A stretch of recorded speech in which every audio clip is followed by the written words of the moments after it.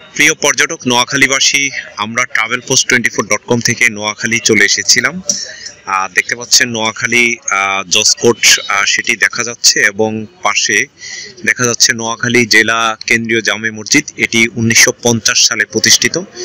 আমরা নোয়াখালী যেই জেলায় মসজিদটি রয়েছে এবং এই রাস্তাটি যেটি হচ্ছে নোয়াখালী রেল স্টেশনে যাওয়ার জন্য সুন্দর একটি রাস্তা, সেই রাস্তাটিও দেখাবো এবং হচ্ছে নোয়াখালী যে মসজিদটি রয়েছে এবং জসকোট শহর সেটি দেখাবো।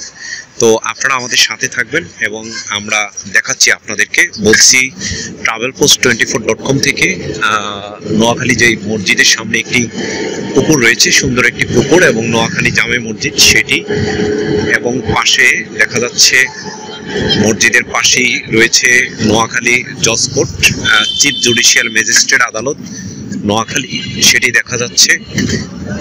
অনেক সুন্দর পরিষ্কার পরিচ্ছন্ন একটি শহর দেখেছিলাম এবং অনেক উঁচু, প্রায় হচ্ছে 16 তলা উঁচু হবে এই জসকোটটি, সেটি দেখা যাচ্ছে। নোয়াখালীর ঐতিহ্যবাহী প্রতিষ্ঠানের মধ্যে এটি একটি প্রতিষ্ঠান আমরা দেখতে পাচ্ছি।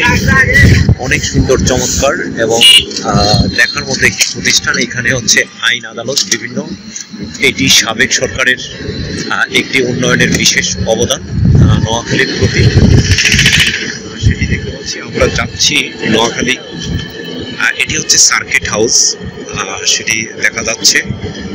দেখতে পাচ্ছেন সার্কিট হাউস, যেটির মধ্যে হচ্ছে ডিসি এবং মেহমান যারা তারা হচ্ছে থাকে এবং অতিথি গেস্ট সার্কিট হাউসকে বলা হয়, সেটি দেখতে পাচ্ছি।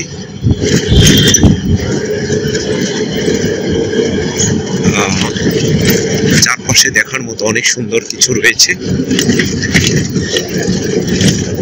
সেইগুলো, এবং টোটালি আপনারা দেখতে পাচ্ছেন নোয়াখালী জসকোট সার্কিট হাউস এবং মসজিদ, মোটামুটি সাজানো একটি প্রতিষ্ঠান, সেগুলো দেখা যাচ্ছে।